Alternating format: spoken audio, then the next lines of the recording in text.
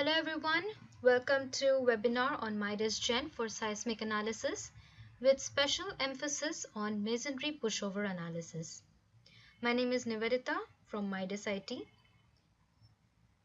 In this webinar, we are going to talk about MIDAS family programs, introduction to MIDAS Gen. There will be seismic analysis capabilities of MIDAS Gen discussed. And then further we will have a look on into lateral force-based method and response spectrum method. Then we'll discuss about pushover analysis on masonry structure. There will be a demonstration on the same, and rehabilitation measures will be discussed, and lastly the time history analysis will be introduced.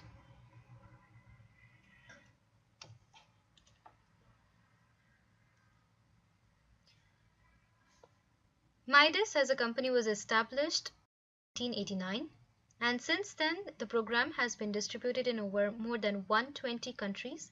There have been more than 540 number of employees and 18,000 number of clients and more than 60,000 number of users worldwide. MIDAS IT has 6 branches all over the world, one in China, USA, India, Japan, UAE, and Russia.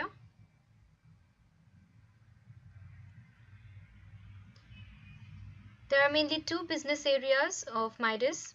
One is engineering consultancy and the second is software developments. So we'll be looking at the software developments under bridges, buildings, geotechnical and mechanical fields. Let me take you to the users of MIDAS. These are the worldwide users.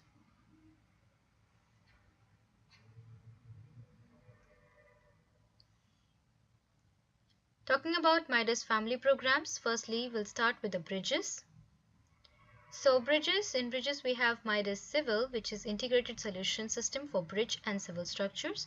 Any and all types of bridges can be modeled and analyzed. Then for the MIDAS FEA is advanced nonlinear and detailed analysis system. Further, in structures we have MIDAS Gen, which is an integrated system for buildings and general structures. So today we will be looking at MIDAS Gen program. Then there is MIDAS D-Shop, which is an auto drafting and rebar detailing module. It can also generate bill of materials. We have MIDAS Design Plus, which is a structural component design and detailing program. Under the geotechnical, we have GTS-NX, which is a 3D finite element based geotechnical system, and there is SolveWorks, which is a 2D finite element as well as analytical geotechnical solution. Under the mechanical, there is MIDAS NFX and MIDAS FX Plus. Now let's talk about MIDAS Gen, which is a one-stop solution for buildings and general structures. These are some applications of MIDAS Gen program. Under the buildings, there is Burj Khalifa, Gangsa Twin Towers, so such kind of high-rise structures can be easily modeled and analyzed in MIDAS Gen. And other than that, we have got plant structures, so blast furnace, Phoenix, and dust catchers and scrubbers. So these such kind of plant structures can be created, and modeled and analyzed. Some spatial structures like Beijing Olympic Stadium, FIFA World Cup stadiums, Beijing airports, Incheon airports, so such can be easily modeled with very user-friendly interface of MIDAS program. Then there are specialty structures. So in this is one of the example of masonry structure, and over here we have got another example for solid modeling that can be done in MIDAS Gen program. So these are some applications. Other than that, we can also analyze and design airports, hangars, pavilions, subway stations, transmission towers, cranes, pressure vessels, machine structures, underground structures, and so on, as this is not just a building program but also a general structure program. Coming to the seismic analysis with MIDAS Gen, these are the 4 seismic analysis that can be performed in MIDAS. In linear analysis, we have static and dynamic both, as well as for nonlinear analysis, static and dynamic are available. User-friendly program, we have got the ribbon menus, and we have got tree menus and message windows, making it very user intuitive. Now this is a model, a general building model that has been generated, and on this we can apply the earthquake loadings, static earthquake loadings in the X, Y directions with positive, negative eccentricities. So over here in the workstream menu, you can see these are the load cases that were already generated. Now the tabs in MIDAS Gen are as per the work procedure, so you can just go from left to right, and as you can see, these are for the modeling purpose, then boundary supports, and then to the loadings, analyze the structure, check the results, and perform the design, and then check the reports. So I'll be going directly to the loads, and in the static loads, we have got the seismic loads that can be applied. I'll be going a little bit slow because of the delay in audience view. So here we have got the seismic loads now. So for lateral force method, I'll just go over here and add. We can select the load case name, that is EX positive, and this is a Eurocode 8, that 2004 code that we can use. Then further we can provide over here the site specific parameters, and then over here we have the fundamental period. This fundamental period you can manually provide, or you can simply click on this small three dotted box right over here and see that all the formulae from the code have been displayed.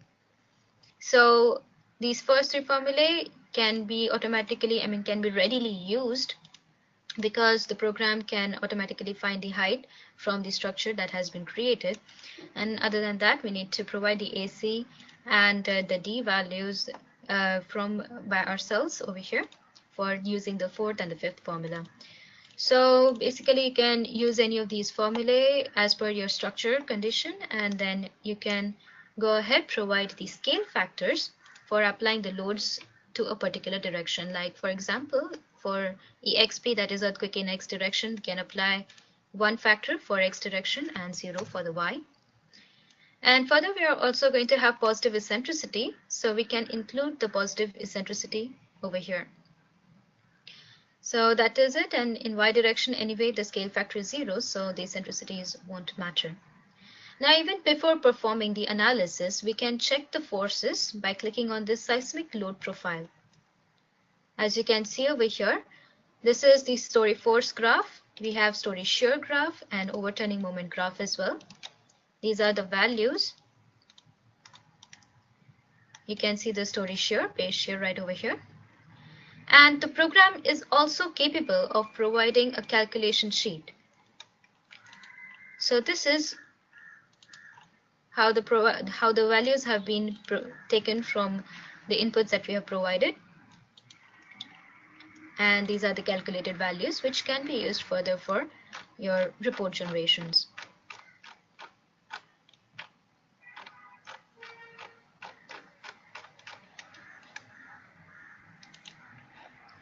So this was about the static load in the X direction, positive X direction with positive eccentricity. So that can be applied, and also further we can apply in the negative direction by just changing this accidental eccentricity to negative.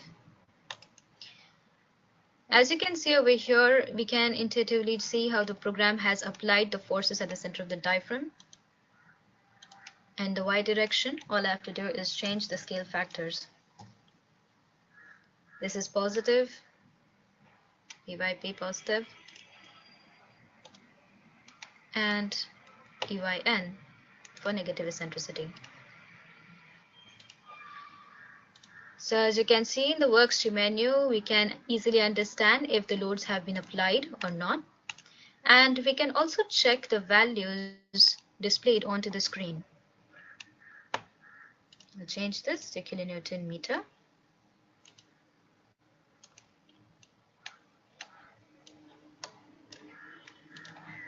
So this is how we can also see the values of the shear forces applied onto the structure. Okay, so that was about the lateral force-based method. Now I'll go back to the presentation. Next is the modal response spectrum analysis. So this is just a two-step procedure. We need to just provide the design spectrum and then create the load cases. And along with that, of course, we need to have the eigenvalue analysis, or to find the natural frequency of the structure, we have to perform the eigenvalues and Ritz vectors and such kind of analysis has to be performed. So the advantage over here in the program is that the MIDAS Gen program is capable of finding the most critical angle at which maximum phase shear can be obtained. So to see this procedure of how to apply modal response spectrum analysis, I'll go back to the program.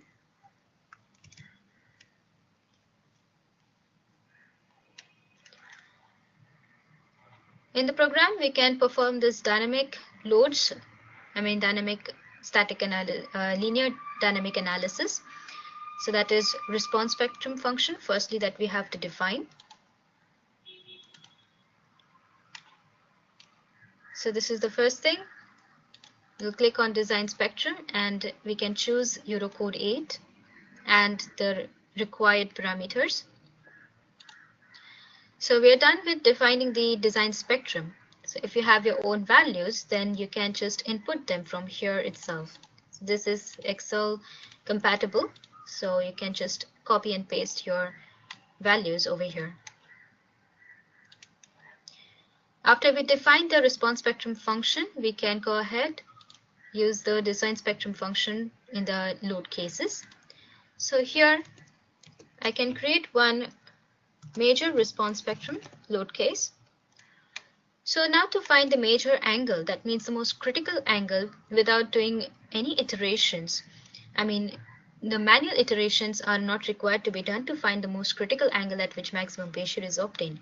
So this is automatically done by the program, and it can show you at which angle the program has actually applied the response spectrum loads. We can select from here the modal combination control, CQC or SRSS, and we can check on the design spectrum function to be used and click on add. So in this way, we are done with application of load cases, response spectrum load cases. And then the next part comes about the eigenvalue analysis control. So herein we have got eigenvectors as well as Ritz vectors to find the natural frequency. Now when it comes to like 30 or less than 30 number of modes, we can use the Langsos type of eigenvectors. And if there are more number of mode shapes required to attain the 90% of mass participation, minimum 90% of mass participation, then we can go for the subspace iteration. And in case where we have included some base oscillators or dampers, and where we are not getting the 90% of mass participation at really high modes as well, then we can use these Ritz vectors. So these are the available eigenvalue analysis controls. And that's it. We are done with application of the response spectrum loads in MIDAS Gen. The program is very intuitive. As you can see over here, we are applying the loads and it has been come over here in the works tree menu. So this tree menu is like very intuitive. At one glance we can understand what all things have been applied onto our model. Okay, now let's go back to the presentation and we shall discuss regarding the pushover analysis now. So the pushover analysis is basically based on the assumption that structures oscillate predominantly in the first mode or in less number of modes of vibration, and that is during any seismic event. In MIDAS Gen, after the analysis and design is performed, we can start with pushover analysis. So let us take a look into the pushover analysis for performance-based design. we'll see how these functions are there in MIDAS Gen program. So I'll go back to the program now.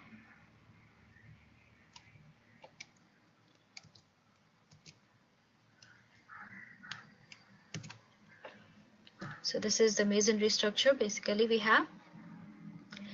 Over here we have the global control.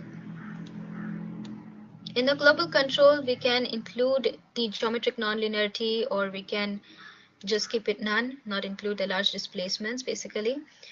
And then over here we can have either the initial load from the nonlinear static analysis with initial nodes, or we can import from any other static analysis that has been performed. Then this is about the hinge data option. We can provide these data for the stiffness reduction ratios. And these are certain convergence criterias, and you can also have the program stop performing the analysis if at all there is yielding of in shear or axial components, or if the supports are uplifting. So that's there. Then in case of point spring supports, we can choose to apply the nonlinear properties or assume the nonlinear properties to be linear when it comes to pushover analysis. Then further over here we can check with the wall nodal connectivity. So we can choose the walls, if there are walls that we're using in case of pushover analysis, then we can check its nodal connectivity if it's pinned or fixed. So that is about the pushover global control. This is the first step. The second step in pushover analysis is the load cases.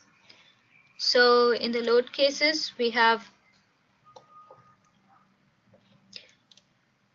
one second, we need to provide we'll use the sulfate, and we can use permanent structures, non-structural ones, these are the dead loads, and for variable load we can have 0.3 as the value. And then so after the global control has been defined, then we can go ahead with the load cases. So in the pushover load case, we can provide over here if we want to include the P delta effect or not, then how the initial loading is to be used. Is it the what type of incremental method, the load control or the displacement control method? So these methods are available over here. And then further we can even ask the program over here as well to stop the analysis in case maximum drift is there, or the drift at the center of the floor diaphragm is going beyond limits, and then drift calculations by average displacement of story. So all these things we can ask the program to stop the analysis. Then the load patterns. So we can select from here, as per Eurocodes, we can select static load cases or uniform acceleration. And other than that, for other American codes, we have this mode shape and normalized mode shape into mass that can be used to provide the program for the load patterns. So this is about the load case, and then after that the third part in applying the pushover is the hinge properties, wherein we define the hinges. Now the advantage in MIDAS Gen is that after the analysis and design has been performed, the reinforcement that has been obtained is used for automatic calculation of hinge data. So the properties of the hinges can be automatically calculated by the program.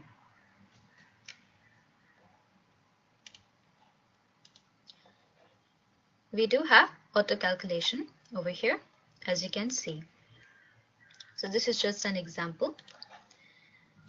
So in this way, after defining the hinge properties, then we are good to go ahead and then after defining the hinge properties, we have to go ahead and analyze the assign the hinges to our elements, and then we have to go ahead and perform the analysis. Now in MIDAS Gen, this pushover tab is specially there available for easily applying the analysis onto our structure. And also we have under the task pane, the procedure basically provided, or the required steps that are to be used in case of pushover analysis are listed down right over here. So this becomes much more easier for understanding how and what we have to do exactly when it comes to pushover analysis. So these are the steps, 4 steps. Firstly, global control, then pushover load cases, defining the pushover hinges, then assigning the pushover hinge properties to the elements. Then we can perform the analysis and then further check with the post-processing results. I'll go back to the presentation. So let us discuss some more about the pushover analysis. When it comes to pushover analysis, the earthquake load is applied on model in an incremental basis. Now, to account for the non-linearity in the member, the plastic hinges are required to be introduced in the model. So these plastic hinges these form sequentially, and as the plastic limit is reached, we can see them with step incrementation. Now with this, we can evaluate the performance characteristics through performance point. As you can see over here, the performance point is nothing but the intersection point of the capacity curve and the demand curve. Herein we can get the design displacement. So this is the maximum inelastic capacity of the structure for the given earthquake. And we have to check with the target displacement for the limit state of damage limit, or limit state of significant damage, and limit state of near collapse in case of Eurocode 8. So this is the location.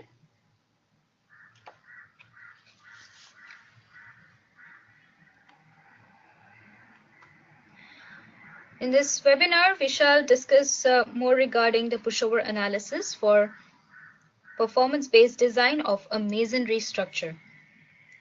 So it is really non-linear behavior of a masonry structure, of an unreinforced masonry structure, and that is the reason why linear static analysis is inadequate and also inaccurate.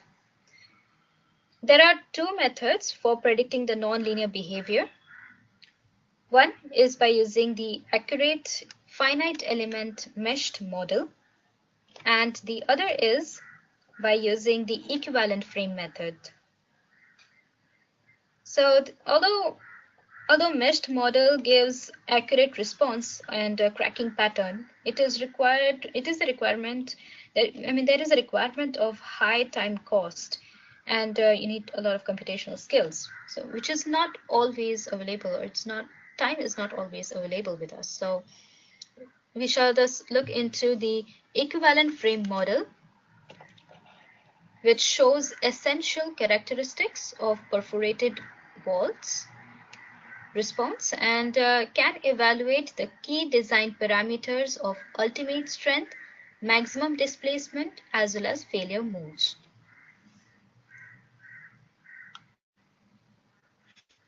So here in the equivalent frame model, we can have division of the walls, vertical walls, as piers, and the elements lying about the perforations are the spandrels. So the equivalent frame model comprises of piers and spandrels. So in the non-linear behavior of perforated wall, we can idealize it by using hinges and non-linear links. So these are positioned at the center and the ends of the pier and spandrel. So these hinges represent basically shear failure and flexural failure of the piers and spandrels.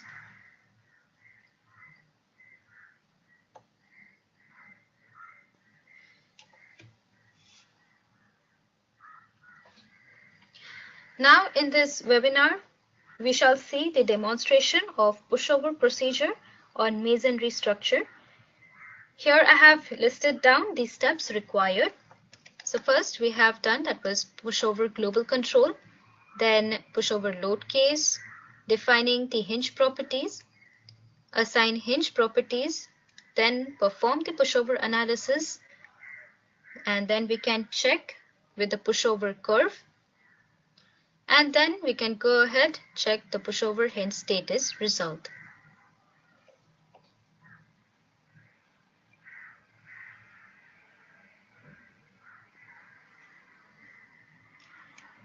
So I'll go back to the program now.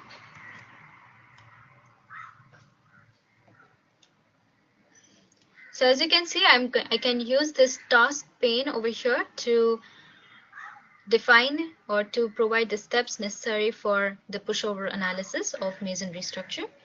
This is the masonry structure, and I shall show the actual line model of this entire structure. So this is the actual line model of the entire structure. Let me also activate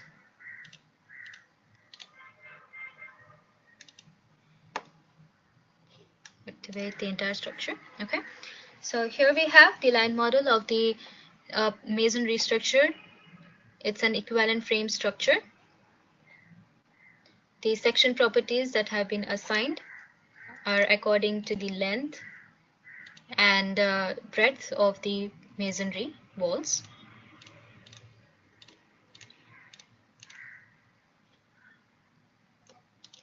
So as you can see over here, these are the walls and these are the spandrels.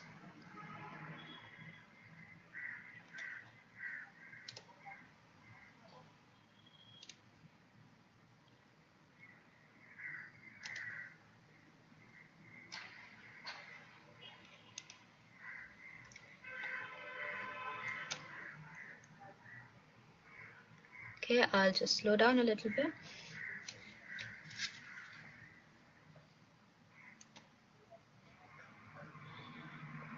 Okay, so the first thing that we are going to do is global control. This actually we have done this before in a step before.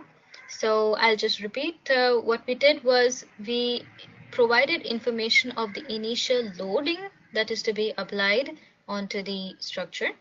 So here we selected the dead loads and the live load.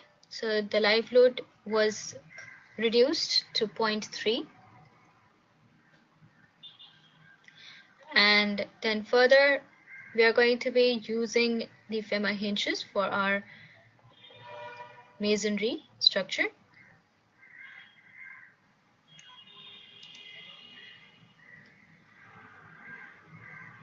Next we are going to create the load cases.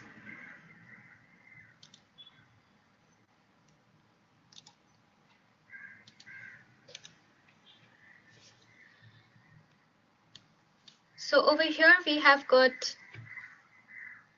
the load case generation dialog box, wherein we can provide the number of incremental steps. We can choose to include P delta effect. Herein you can select the method of using the nonlinear analysis by using the initial loads, wherein we can check on these options for the cumulative reaction and the displacements due to the initial loads.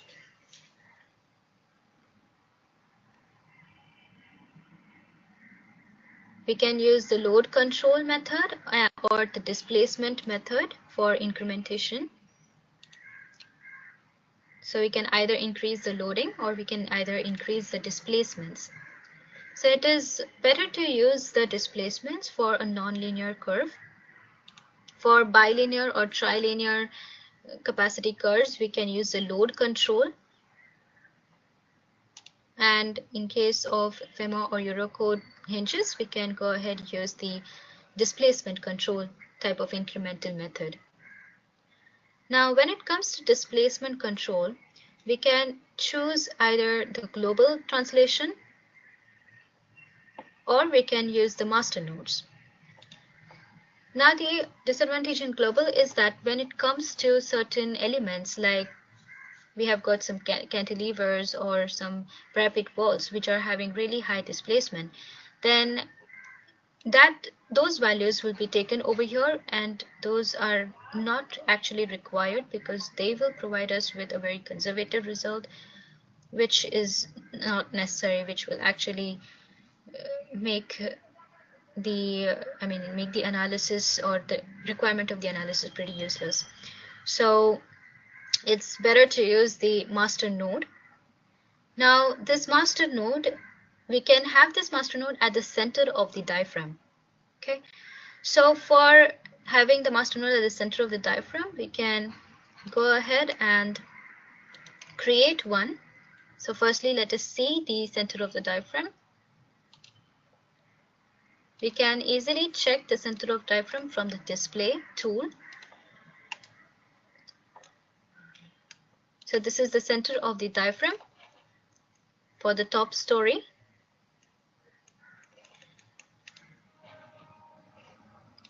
Now to know the location of this displacement of this diaphragm, we can go to the queries, and from the queries we can see the story mass table.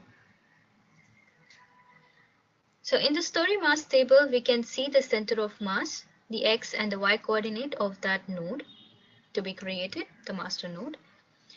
So we can just simply select these x and y coordinates, copy them, and then go to the node element tab, create the node. We can provide over here the coordinates, or we can even simply go to the tables, and from the tables we can provide over here the values. Just paste the values.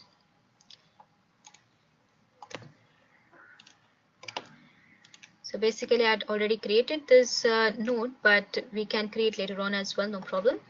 So here the values were provided and the height we have to provide, so that is what was to be input over here.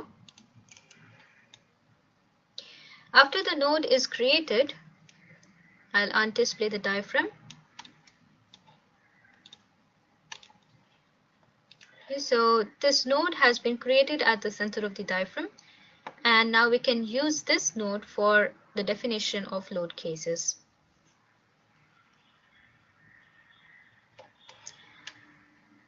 So I'll go to the pushover tab and define pushover load case. So I'll have one load case for the x direction displacement. We can use the initial loads like discussed earlier, and the displacement control, in which we can choose the master node. Now we can simply click over here, and as the box turns green, anytime, anywhere in MIDAS as the box turns green, we can use the cursor from the model itself and get the information like the node number. So now the node number is over here that we just clicked on, and then further we can select the direction of the displacement to be applied, and the maximum displacement to be applied to this particular node or to the entire structure using this node is 20 mm.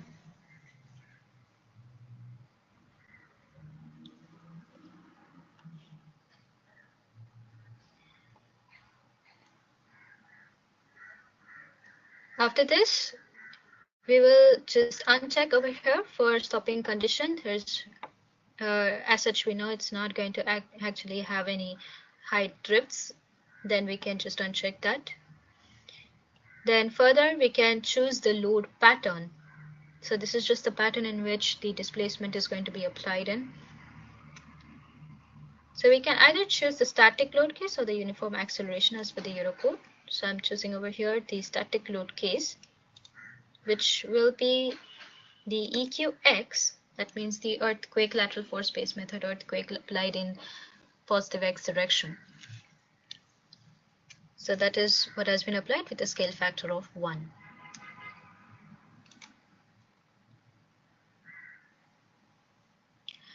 So this is done. Then I can just click on apply. So by clicking on apply, we are done defining one load case, and I'll create one more for the y direction.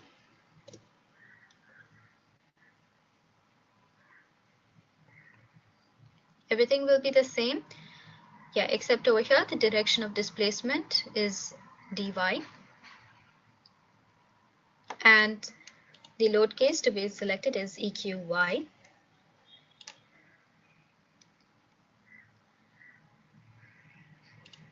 We'll delete this, so just EQY,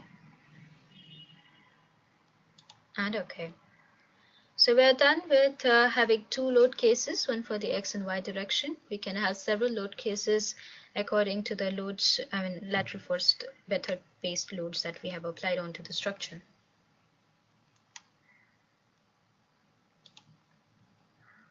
That is just for the pattern of displacement to be applied.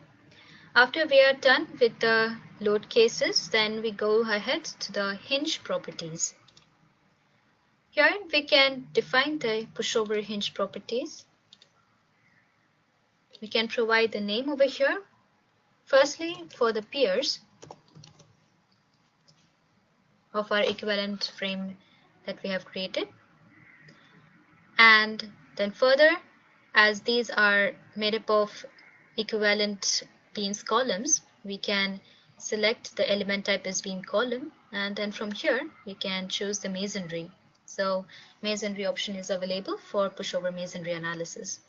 Then again we can select from here the pier type, and further we can provide the component properties. So here we are going to be, as discussed, applying the FZ for shear and My for flexure. This is a shear hinge property, and we can further check from here the property of the hinge. So this is the capacity curve of the hinge, and we can define over here our own capacity curve by providing over here the values. So these values, as you can see over here, these are the strength upon the yield strength. So we can provide over here, these are the values, so I'll keep them by default.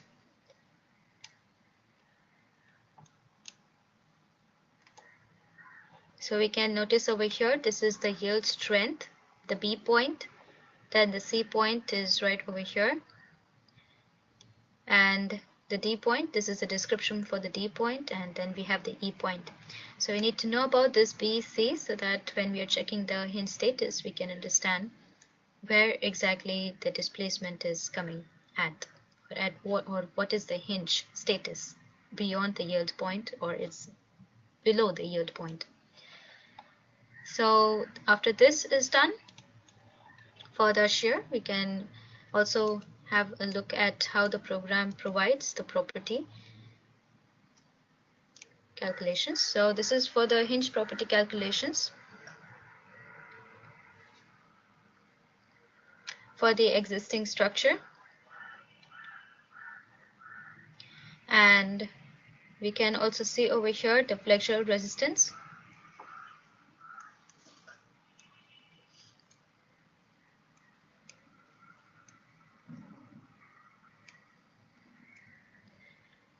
So these all information is available in our online help menu.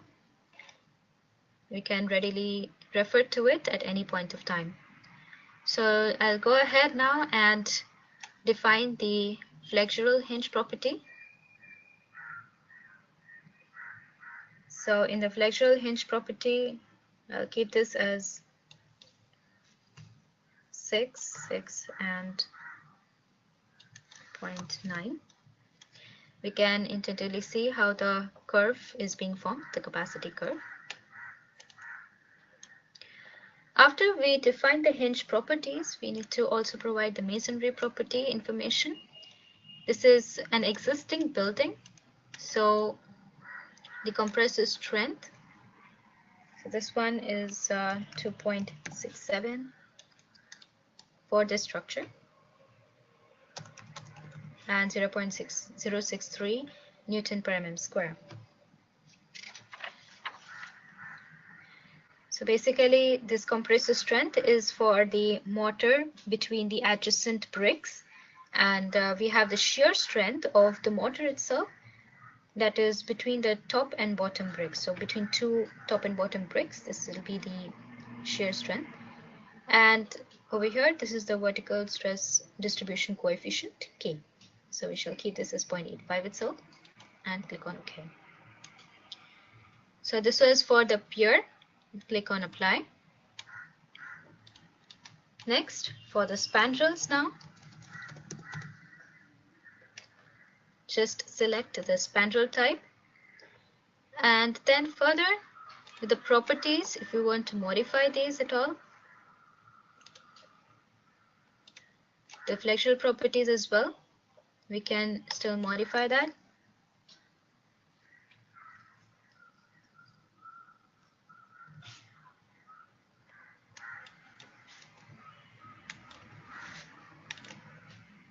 And so on.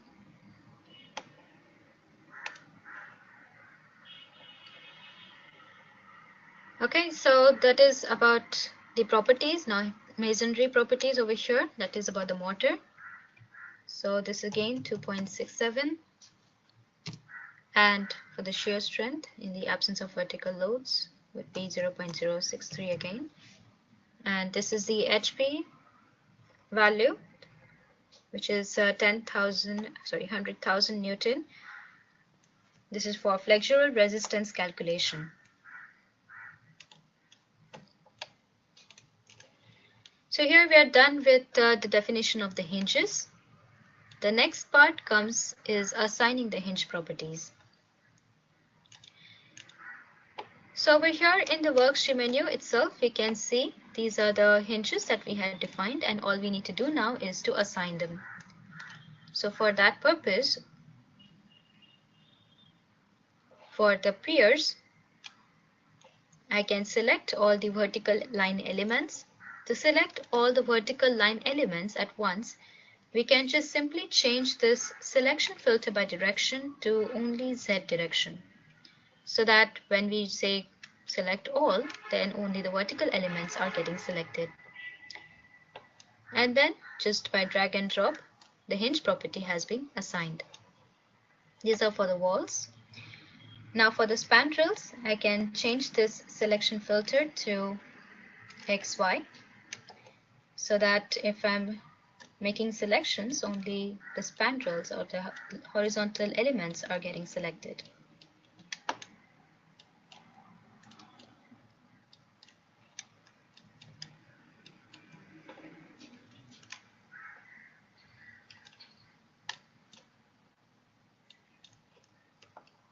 So in this way, these are the spandrels that we have selected.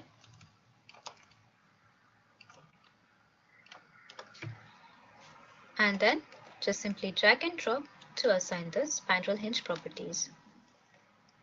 And we can see over here, this is how the properties have been assigned to all the elements.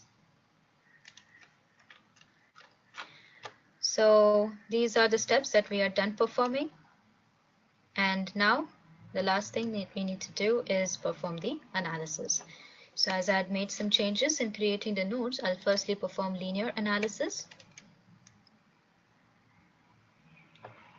Okay, so in a very short period of time, the analysis is complete. And then I'll perform the pushover analysis.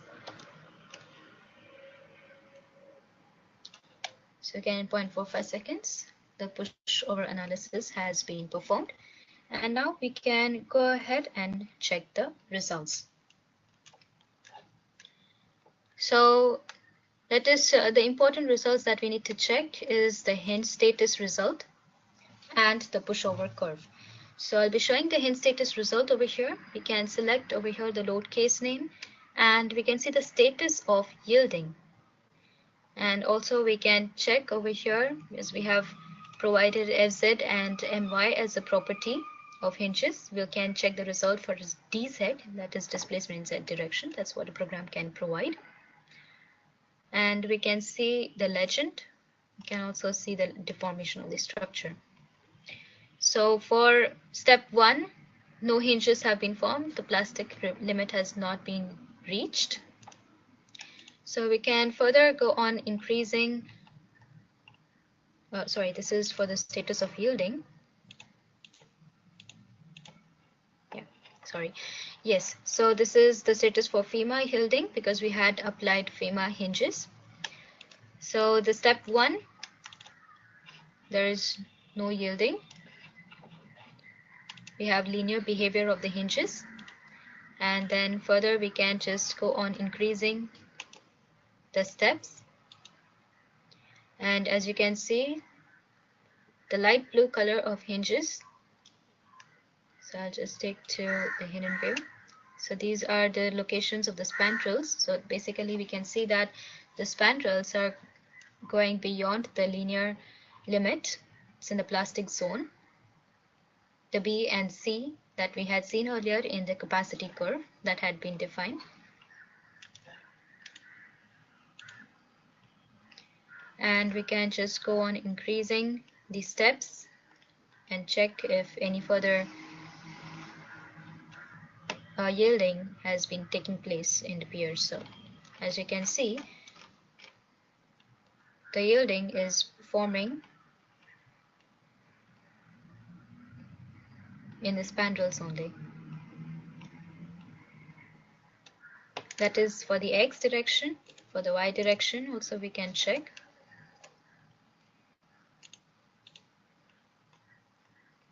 So the yielding is going on for this spandrels itself. So this is the result that we need to check. We can see this hinge status result in the form of tables as well. Under the beam summary result, you can check on LCX and LCY and go to the DZ table. So over here we can see the status of the hinges, if it's elastic or if it's between B and C. Then further we can even see over here the performance. This is IO, that is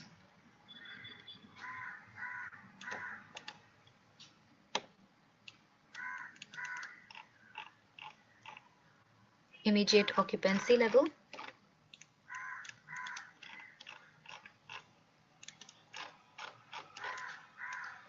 So this is one result that we can see. Then further we can check the pushover curve now. And this is the curve that we have got, capacity curve of LCX. This is for LCY. This is the base shear versus the displacement graph. We can check for the target displacement. This is very important. The target displacement. And as you can see over here, the demand is very low as compared to the capacity. So the response spectrum is like going really high beyond the curves, really up. And I'll just change the graph range. Let's make it 0.20 and this is 0.3, 0.5. So this is where actually the performance points would be located, but since the demand is pretty low and the capacity is really high, we can see that right over here. So it's okay. We do not need to have any retrofitting done as such, or we do not need to design this structure for any retrofitting purposes. So in this way, we can get the results.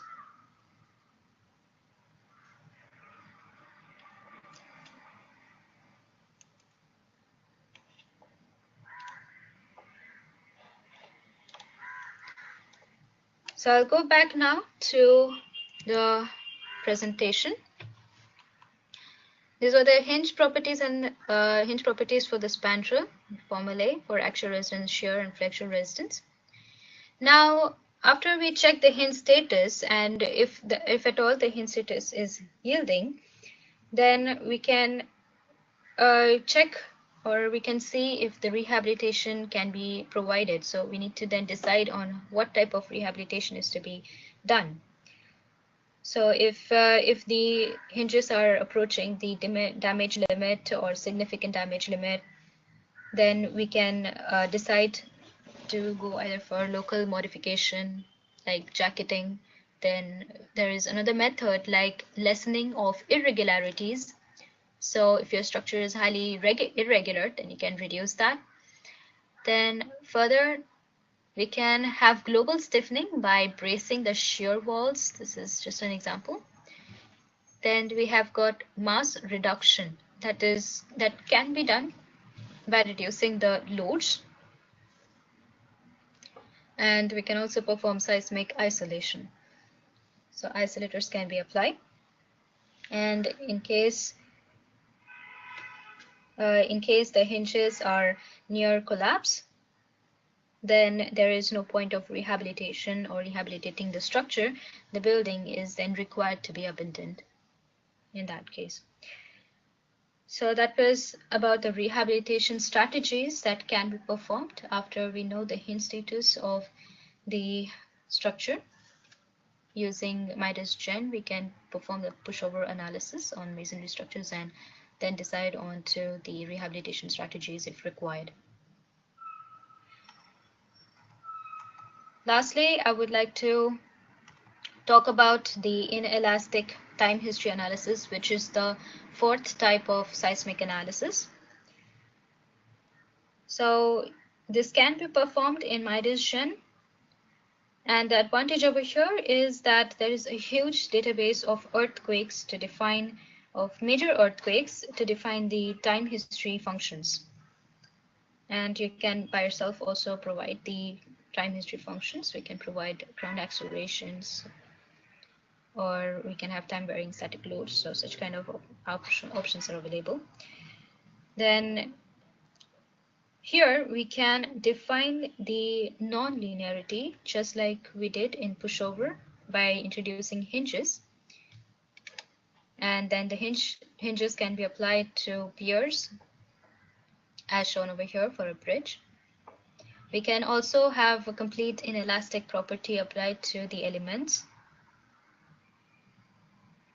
So this is about the inelastic time history analysis. In MIDAS Gen, we can also perform the boundary nonlinear time history analysis. So here we can perform this by modeling the base isolators and dampers. So that is a big advantage in case of time history analysis, which is there in MIDAS Gen.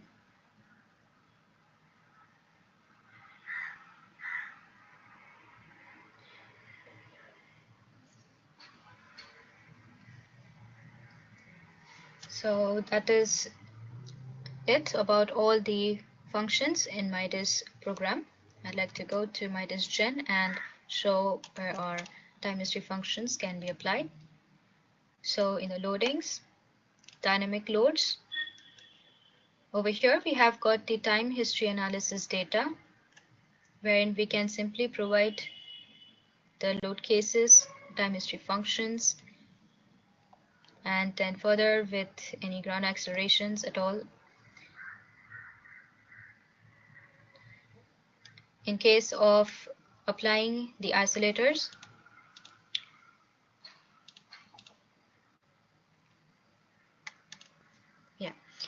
so we can provide the inelastic materials right over here. Inelastic hinges can also be applied.